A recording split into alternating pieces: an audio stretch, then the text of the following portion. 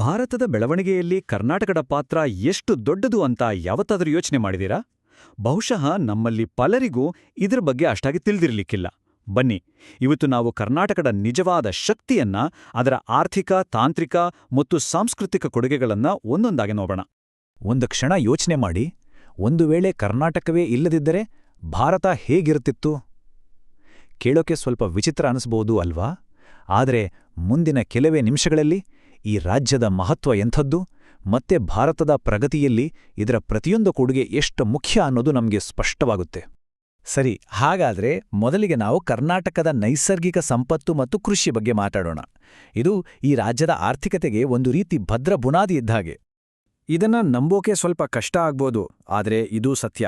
ಭಾರತದಲ್ಲಿ ಸಿಗೋ ಒಟ್ಟು ಚಿನ್ನದಲ್ಲಿ 91% ಬರೋದು ಕರ್ನಾಟಕದಿಂದಲೇ. ಹೌದು, ದೇಶದಲ್ಲಿರೋ ಏಕೈಕ ಸಕ್ರಿಯ ಚಿನ್ನದ ಗಣಿ ಇರೋದು ನಮ್ಮ ಕರ್ನಾಟಕದಲ್ಲಿ. ಬೆಳಗ್ಗೆ ಎದ್ದ ತಕ್ಷಣ ಒಂದು ಕಪ್ ಕಾಫಿ ಬೇಕೇ ಬೇಕು ಅಲ್ವಾ? ನಾವು ದಿನಾ ಕುಡಿಯೋ ಆ ಕಾಫಿ ಎಲ್ಲಿಂದ ಬಂದಿರ್ಬೋದು ಅಂತ ಎಂದಾದ್ರೂ ಅಂದಾಜಿಸಿದ್ದೀರಾ? ಭಾರತದಲ್ಲಿ ಬೆಳೆಯೋ ಒಟ್ಟು ಕಾಫಿಯಲ್ಲಿ 70% ಬರೋದು ನಮ್ಮ ಕರ್ನಾಟಕದಿಂದಲೇ. ಕೊಡಗು, ಚಿಕ್ಕಮಗಳೂರಿನ ಸುಂದರ ಬೆಟ್ಟಗಳಲ್ಲಿ ಬೆಳೆಯೋ ಕಾಫಿ ಇಡೀ ಜಗತ್ತಿಗೆ ಪಸರಿಸುತ್ತೆ. ಮೈಸೂರು ಸಿಲ್ಕ್ ಸೀರೆ ಬಡ್ಲೆ ಯಾರಿಗ್ ಗೊತ್ತಿಲ್ಲ ಹೇಳಿ? ಆ ರೇಷ್ಮೆ ಉದ್ಯಮ ಏನಿದೆ, ಅದು ದೇಶದ ಆರ್ಥಿಕತೆಗೆ ಒಂದು ದೊಡ್ಡ ಶಕ್ತಿ. ಅದರಲ್ಲಿ ಅರ್ಧಕ್ಕರ್ಧ ಅಂದ್ರೆ 50% ಪಾಲು ನಮ್ಮ ಕರ್ನಾಟಕದ್ದು. ಇಷ್ಟೇ ಅಲ್ಲ, ರಾಜ್ಯದ ಕೃಷಿ ವೈವಿಧ್ಯತೆಯೂ ಅಷ್ಟೇ ಅದ್ಭುತ. ದೇಶದ ಇಡೀ ಹೂವಿನ ಮಾರುಕಟ್ಟೆಯಲ್ಲಿ 75% ಪಾಲು ಕರ್ನಾಟಕದ್ದು. ಇನ್ನೊಂದು ಕಡೆ ಗೋಡಂಬಿ ಉತ್ಪಾದನೆಯಲ್ಲಿ 25% ಪಾಲು ನಮ್ಮ ರಾಜ್ಯದ್ದು. ಇದು ರಾಜ್ಯದ ಕೃಷಿ ಶಕ್ತಿಯ ಒಂದು ಸಣ್ಣ ಝರಕಷ್ಟೇ. ಆದರೆ ಇಲ್ಲೊಂದು ಸಖತ್ ಸರ್ಪ್ರೈಸಿಂಗ್ ವಿಷಯ ಇದೆ. ನಾವು ತಿನ್ನೋ ಗರ್ಕಿನ್ ಉಪ್ಪಿನಕಾಯಿ ಅಂದ್ರೆ ಸಣ್ಣ ಸೌತೆಕಾಯಿ ಭಾರತದಿಂದ ರಫ್ತಾಗುತ್ತಲ್ಲ, ಅದರಲ್ಲಿ 100% ಬರೋದು ನಮ್ಮ ಕರ್ನಾಟಕದಿಂದಲೇ. ಭಾರತದಲ್ಲಿ ಮಾತ್ರ ಅಲ್ಲ, ಇಡೀ ಪ್ರಪಂಚದಲ್ಲೇ ಕರ್ನಾಟಕ ಈ ವಿಷಯದಲ್ಲಿ ಮುಂಚೂಣಿಯಲ್ಲಿದೆ. ಸರಿ, ಭೂಮಿಯಿಂದ, ಕೃಷಿಯಿಂದ ಈಗ ನಾವು ತಂತ್ರಜ್ಞಾನದ ಜಗತ್ತಿಗೆ ಹೋಗೋಣ. ಭಾರತದ ಡಿಜಿಟಲ್ ಭವಿಷ್ಯವನ್ನ ಕರ್ನಾಟಕ ಹೇಗೆ ರೂಪಿಸ್ತಿದೆ ಅಂತ ನೋಡೋಣ ಬನ್ನಿ. ಭಾರತದಿಂದ ಹೊರದೇಶಗಳಿಗೆ ರಫ್ತಾಗೋ ಸಾಫ್ಟ್ವೇರ್ ಬಗ್ಗೆ ಮಾತಾಡಿದ್ರೆ ಅದರಲ್ಲಿ ಸುಮಾರು 40-45% ಪಾಲು ನಮ್ಮ ಕರ್ನಾಟಕಕ್ಕೆ. ಅದರಲ್ಲೂ ಬೆಂಗಳೂರು ಇಡೀ ದೇಶದ ಟೆಕ್ ಜಗತ್ತಿನ ಹೃದಯ ಅಂದ್ರೆ ತಪ್ಪಾಗಲ್ಲ.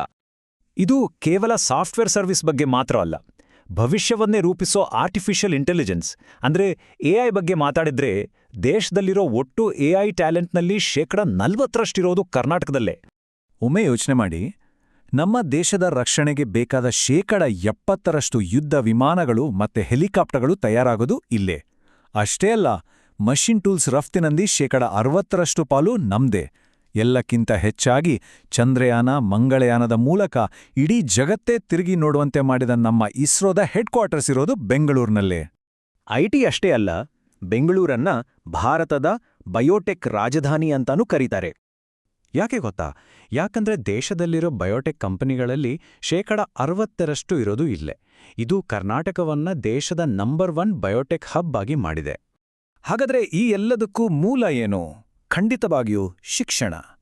ದೇಶದಲ್ಲೇ ಅತಿ ಹೆಚ್ಚು ಇಂಜಿನಿಯರಿಂಗ್ ಮತ್ತೆ ಮೆಡಿಕಲ್ ಕಾಲೇಜ್ಗಳನ್ನು ಹೊಂದಿರೋ ಕರ್ನಾಟಕ ಇಡೀ ಜಗತ್ತಿಗೆ ಬೇಕಾದ ಪ್ರೊಫೆಷನಲ್ಗಳನ್ನು ತಯಾರು ಮಾಡೋ ಒಂದು ಫ್ಯಾಕ್ಟರಿ ಇದ್ದಾಗೆ.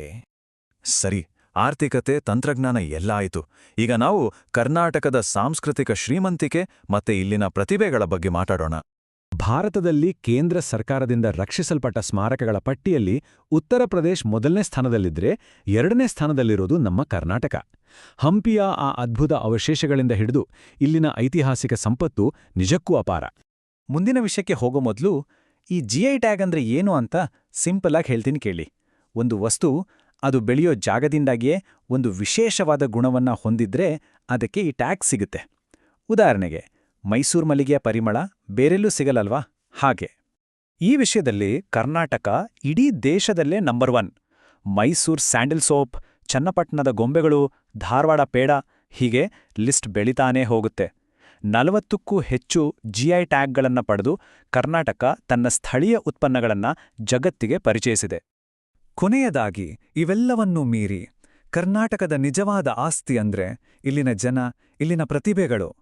ಕ್ರಿಕೆಟ್ ಲೋಕದ ದಿಗ್ಗಜರಾದ ರಾಹುಲ್ ದ್ರಾವಿಡ್, ಅನಿಲ್ ಕುಂಬ್ಳೆಯಿಂದ ಹಿಡಿದು ಸಿನಿಮಾ ಜಗತ್ತನ್ನ ಆಳುತ್ತಿರುವ ದೀಪಿಕಾ ಪಡುಕೋಣೆ, ಯಶ್, ಸೂಪರ್ ಸ್ಟಾರ್ ರಜನಿಕಾಂತ್, ವಿಶ್ವಸುಂದರಿ ಐಶ್ವರ್ಯ ರಾಯ್ವರೆಗೆ ಕರ್ನಾಟಕ ದೇಶಕ್ಕೆ ಕೊಟ್ಟಿರೋ ಕೊಡುಗೆ ಅಪಾರ. ಹಾಗಾದ್ರೆ ನಾವು ಶುರುವಿನಲ್ಲಿ ಕೇಳಿದ ಪ್ರಶ್ನೆಗೆ ಈಗ ಉತ್ತರ ಸಿಕ್ಕಿದೆ ಅಲ್ವಾ? ಕರ್ನಾಟಕ ಅನ್ನೋದು ಕೇವಲ ಒಂದು ರಾಜ್ಯ ಅಲ್ಲ, ಇದು ಸಂಪ್ರದಾಯ ಮತ್ತೆ ನಾವೀನ್ಯತೆಯ ಒಂದು ಅದ್ಭುತ ಸಂಗಮ. ಚಿನ್ನದಿಂದ ಚಿಪ್ಗಳವರೆಗೆ, ಕಾಫಿಯಿಂದ ಕಲೆಯವರೆಗೆ, ಪ್ರತಿಯೊಂದು ಕ್ಷೇತ್ರದಲ್ಲೂ ಕರ್ನಾಟಕ ಭಾರತದ ಪ್ರಗತಿಯಲ್ಲಿ ಒಂದು ಅನಿವಾರ್ಯವಾದ, ಬಿಡಿಸಲಾಗದ ಭಾಗವಾಗಿದೆ.